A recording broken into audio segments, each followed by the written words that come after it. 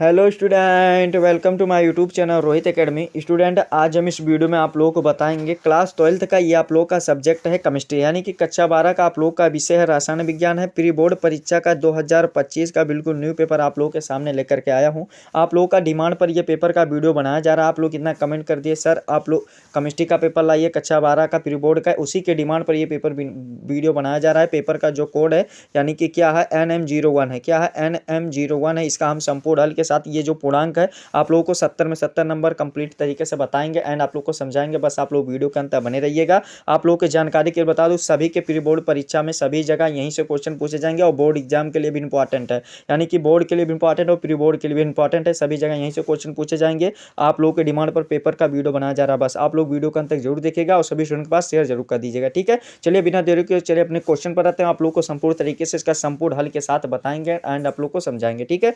पहला क्वेश्चन दिया गया बहुविकल्पीय प्रश्न यानी कि एमसीक्यू दिया गया, मल्टीपल चॉइस क्वेश्चन दिया गया। आप लोग का पहला क्वेश्चन पूछा गया रोजेंड अपचयन द्वारा प्राप्त होता है, यानी कि रोजेंड अपचयन द्वारा क्या प्राप्त होता है हमें ये बताना। ऑप्शन हमारा दिया गया एल्डिहाइड दिया गया, ईथर दिया गया है, कार्बोक्सिल अम्ल दिया गया, हाइड्रोकार्बन दिया गया है। एक नंबर का क्वेश्चन एमसीक्यू एक नंबर का रहेगा। तो इसका जो राइट आंसर हो जाएगा रोजेंड अपचयन द्वारा क्या प्राप्त किया जाता है, तो एल्डिहाइड प्राप्त किया जाता है, यानी कि ए वाला ऑप्शन हमारा राइट हो जाएगा इसका। फिर दूसरा क्वेश्चन देखिए क्या दिया गया। दूसरा क्वेश्चन दिया गया फास्जीन है, यानी कि फास्जीन क्या है कौन सा है हमें ये बताना है इसमें। तो फाजिन का जो होता है क्या होता है COCl2 होता है, यानी कि हमारा डी वाला ऑप्शन राइट हो जाएगा इसका। ये वाला भी कंप्लीट हो गया। फिर गा वाला क्वेश्चन दिया गया, यानी कि तीसरा क्वेश्चन दिया गया एमिनो का जलीय विलयन होता है, यानी कि एमिनो का जलीय विलयन कैसा होता है, तो उभयधर्मी होता है। कैसा होता है बाबू, उभयधर्मी होता है। आ वाला ऑप्शन हमारा इसका भी राइट हो जाएगा। फिर अगला क्वेश्चन दिया गया है घा वाला की झाग किस प्रकार का कोलाइडी विलयन है, यानी कि झाग किस प्रकार का कोलाइडी विलयन है हमें ये बताना। तो गैस में द्रव होता है, यानी कि गैस में द्रव होता है। हमारा आ वाला ऑप्शन इसका भी राइट हो जाएगा। फिर अगला क्वेश्चन अड़ा वाला दिया गया कि किस कोट की अभिक्रिया के लिए वेग तथा वेग स्थिरांक की इकाई समान होती है हमें ये बताना है। तो इसका जो राइट आंसर हो जाएगा कौन सा, अड़ा का राइट आंसर हमारा बा वाला ऑप्शन राइट हो जाएगा प्रथम कोट की अभिक्रिया के लिए, यानी कि जो हमारा पांचवें का राइट आंसर हो जाएगा ये बी वाला ऑप्शन हमारा सही हो जाएगा, ठीक है। आप लोगों को बता दें कि 6 MCQ आप लोगों को इसमें पूछा गया, ठीक है। फिर अगला क्वेश्चन दिया गया रंगहीन आयन है, यानी कि रंगहीन आयन के अंतर्गत कौन आता है हमें ये बताना है। तो इसका जो राइट आंसर हो जाएगा क्या आ जाएगा, कॉपर हो जाएगा, यानी कि Cu हो जाएगा हमारा कौन सा, ये आ वाला ऑप्शन राइट हो जाएगा, Cu+ हो जाएगा। हाँ यही हमारा Cu हो जाएगा, ठीक है।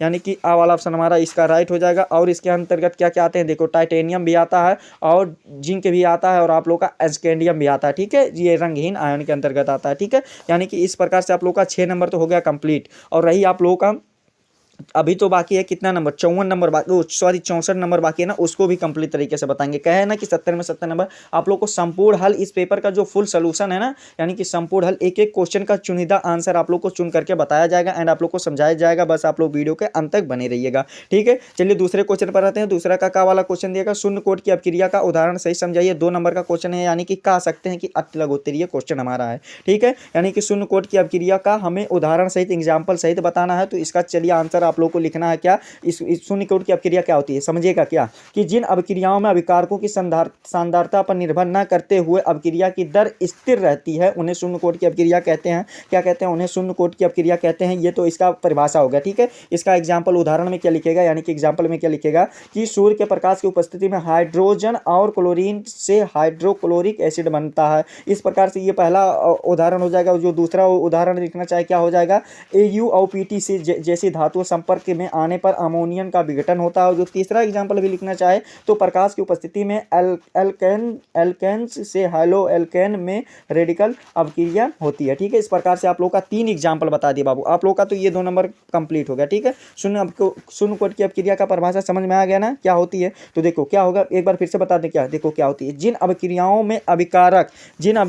में अभिकारकों की सांद्रता पर निर्भर न करते हुए अभिक्रिया की दर स्थिर रहती है उन्हें क्या कहते हैं, शून्य कोट की अपक्रिया कहते हैं। समझ गए ना बाबू, ये 2 नंबर कंप्लीट हो गया। फिर अगला क्वेश्चन देख लेते हैं। अगला क्वेश्चन दूसरा हमारा दिया गया प्रसरण तथा विसरण क्रिया में विभेद कीजिए। विभेद का मतलब क्या होता है, अंतर कीजिए, अंतर बताइए हमें ये बताना प्रसरण और विसरण में। तो प्रसरण में देखिए अंतर क्या होता है, इसको समझिएगा, सुन लीजिएगा, ऐसे आप लोग नोट करते चलिएगा, आप लोग आराम आराम से नोट कर लीजिएगा। क्या होता है प्रसरण, अर्धपारगम झिल्ली से होकर होता है और वहीं विसरण जो होता है यादृच्छ गति से होता है, ठीक है। और परासरण धीमी प्रक्रिया है जबकि विसरण तेजी प्रक्रिया। 2 नंबर का 2 अंतर आप लोग लिख दीजिएगा, विभेद कर दीजिएगा, आप लोग का 2 नंबर कंप्लीट हो जाएगा। फिर गा वाला क्वेश्चन देगा अर्धपारगम झिल्ली क्या होती है, यानी कि जो अर्धपारगम झिल्ली होती है वह क्या होती है, तो इसका आंसर लिखिएगा एक ऐसी झिल्ली जो कुछ अणुओं या आयनों को गुजरने देती हैं लेकिन बाकी को नहीं, और जिसे अर्धपारगम झिल्ली कहते हैं, और यह प्राकृतिक या कृत्रिम में हो सकती हैं। अर्धपारगम झिल्ली के उदाहरण क्या क्या होते हैं, अंडे के छिलके होते हैं, चर्मपत्र होता है, कॉपर फेरोसाइनाइड झिल्ली होता है, बटर पेपर होता है, मेढक की त्वचा होता है, इत्यादि उदाहरण। बाबू 2 नंबर ये वाला भी कंप्लीट हो गया। फिर अगला क्वेश्चन देखिए क्या दिया गया, समझिएगा कि प्रोटीनों का विकृतीकरण की परिभाषा दीजिए। प्रोटीनों का विकृतीकरण का परिभाषा देना, तो इसका आंसर क्या लिखना है कि प्रोटीनों को द्वितीयक, यानी कि प्रोटीनों को द्वितीयक और तृतीयक संरचना में बदलने की प्रक्रिया को, इस प्रक्रिया में प्रोटीन अपना प्राकृतिक आकार और जैविक कार्यों को खो देता है और प्रोटीन विकृतीकरण के कारण प्रोटीन अघुलनशील हो जाता है, जिसे क्या कहते हैं, प्रोटीनों का विकृतीकरण कहते हैं, ठीक है। ये 2 नंबर इसका भी आप लोग का लिख करके कंप्लीट हो जाएगा। इसका भी एग्जाम्पल लिखना चाहे तो अंडे को उबालने पर अंडे की सफेदी में बदलाव हो जाता है, और जो दूसरा उदाहरण लिखना चाहे क्या हो जाएगा, दूध की स्कंद या अवक्षेपण होना। इस प्रकार से ये वाला भी लिख करके हमारा कंप्लीट हो जाएगा। फिर अगला क्वेश्चन देख लेते हैं। अगला क्वेश्चन हमारा तीसरा का वाला क्वेश्चन दिया गया है कि ग्लूकोज और फ्रुक्टोज की संरचना में अंतर लिखिए, यानी कि जो उसका स्ट्रक्चर होता है उसमें आप लोग का डिफरेंट लिखना है, यानी कि अंतर लिखना है, ठीक है। तो इसका आंसर अंतर क्या लिखेगा इसको बता दे रहे हैं। देखिए लिखिएगा क्या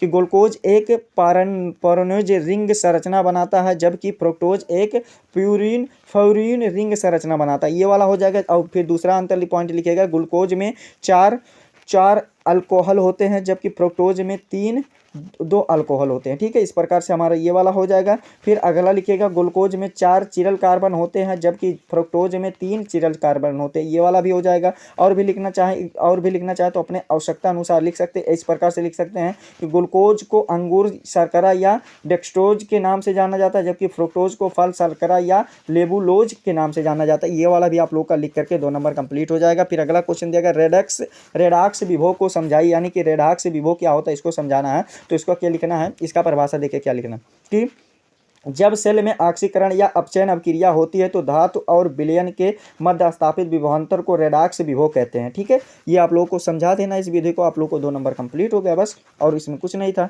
फिर अगला क्वेश्चन दिया गया, किसी सेल के विद्युत वाहक बल से आप क्या तात्पर्य है, यानी कि किसी सेल के विद्युत वाहक बल से क्या तात्पर्य है, 2 नंबर का ये वाला भी क्वेश्चन है। तो इसका आंसर भी क्या लिखेगा, क्या देखिए, किसी परिपथ में एकांक आवेश के प्रवाह को इस प्रकार लिखेगा। देखिए, किसी परिपथ के 2 खुले सिरों के बीच इकाई आवेश को प्रवाहित करने में किए गए कार्य की मात्रा को, उन बिंदुओं के बीच को विद्युत वाहक बल कहते हैं। विद्युत वाहक इसे प्रदर्शित करते हैं, इसका मात्रक जो होता है जूल प्रति कूलम या वोल्ट होता है, ठीक है। इस प्रकार से हमारा ये हो जाएगा, इसका ऐसा ही मात्रक वोल्ट ही होता है, इसको तो बता दिए हैं। तो ये वाला आप लोगों का 2 नंबर इसमें भी लिख करके कंप्लीट हो जाएगा। फिर अगला क्वेश्चन दिया गया, विद्युत अपवहन की उपयोगिता लिखे, यानी कि विद्युत अपवहन की उपयोगिता लिखना है। अपवहन का होता है इलेक्ट्रोसिस होता है, ठीक है। अपवहन यानी कि विद्युत इलेक्ट्रोसिस का उपयोगिता बताना, तो इसकी उपयोगिता निम्नलिखित है या इस प्रकार है। कैसे लिखना है, धातुओं का निष्कर्षण होता है, धातुओं का निष्कर्षण में लिखिएगा विद्युत अपवहन की मदद से एल्युमिनियम और तांबे जैसी धातुओं को अयस्कों को निकाला जाता है, ये पहला पॉइंट हो जाएगा। और जो दूसरा पॉइंट हमारा लिखेगा क्या,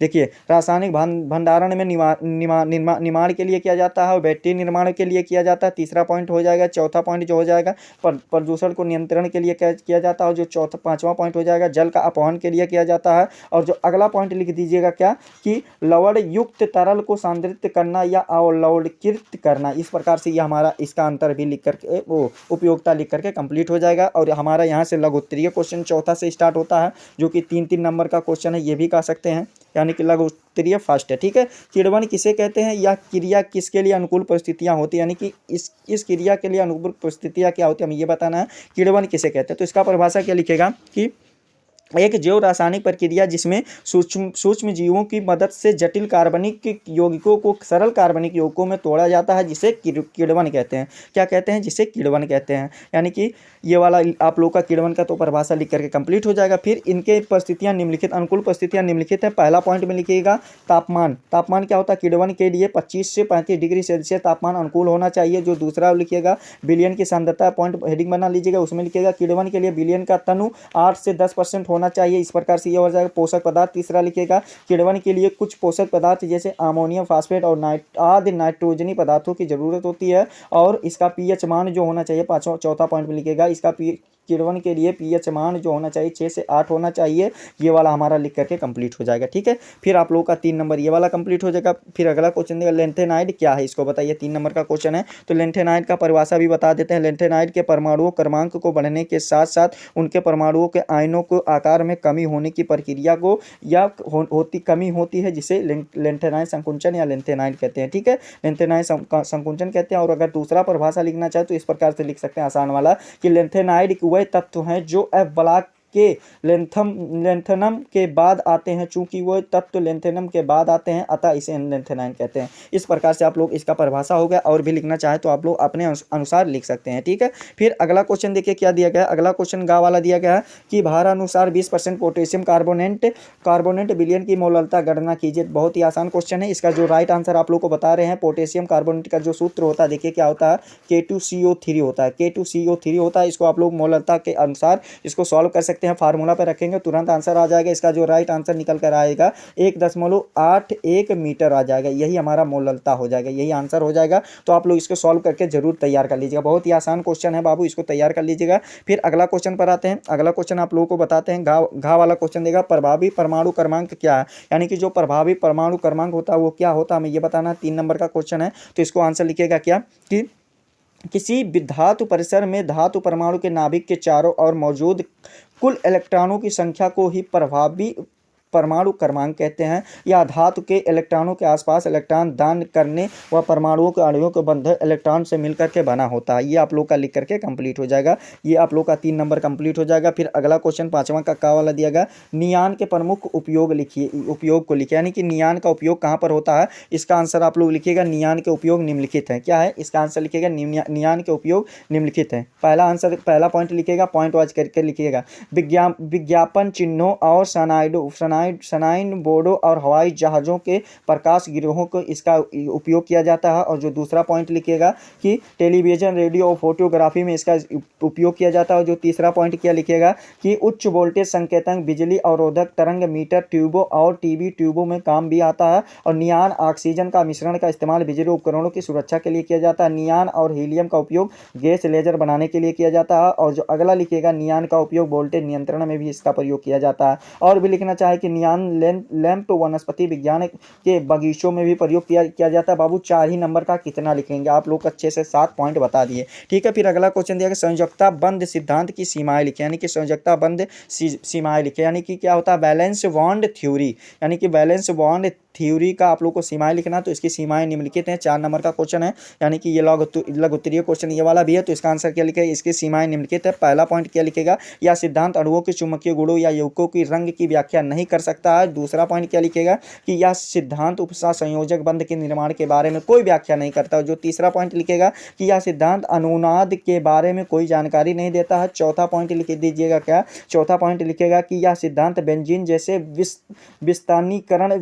विस्तीर्णीकरण इलेक्ट्रॉनों वाले अणुओं को बॉन्डिंग का वर्णन करने में असमर्थ है। और जो 5वां पॉइंट ऑफर के तौर पर क्या लिख दीजिएगा, आसान वाला, यह सिद्धांत ऑक्सीजन अणुओं के चुंबकीय गुणों की व्याख्या करने में असमर्थ है। इस प्रकार से आप लोग का 4 नंबर वेल कंप्लीट हो जाएगा लिख करके। ठीक है, अगला क्वेश्चन दिया गया गा वाला कि हार्डी-सुलज़े नियम पर संक्षिप्त टिप्पणी लिखी, यानी कि इस नियम पर हमें संक्षिप्त टिप्पणी लिखना है। 4 नंबर का क्वेश्चन है। तो हार्डी-सुलज़े नियम क्या है, इसके बारे में थोड़ा बता देते हैं। आप लोग को खुद से थोड़ा तैयार कर लीजिएगा कि इस नियम के अनुसार, यानी कि हार्डी-सुलज़े नियम के अनुसार कोलाइडल घोल को जमाने के लिए जरूरी इलेक्ट्रोलाइट की मात्रा जमावट आयन की संयोजकता पर निर्भर करता है, जिसे हार्डी-सुलज़ नियम कहते हैं। ये वाला हो जाएगा। और जमावट आयन इलेक्ट्रोड के वह आयन होते हैं जिनमें आवेश कोलाइडो करोड़ के मतलब क्या होता है, विपरीत होता है। और जमावट आयन की संयोजकता जितनी अधिक होगी उसकी जमावट शक्ति भी उतनी ज़्यादा होगी। इस प्रकार से ये लिख करके हमारा कंप्लीट हो जाएगा। और भी आप लोग खुद से जरूर तैयार कर लीजिएगा। ठीक है,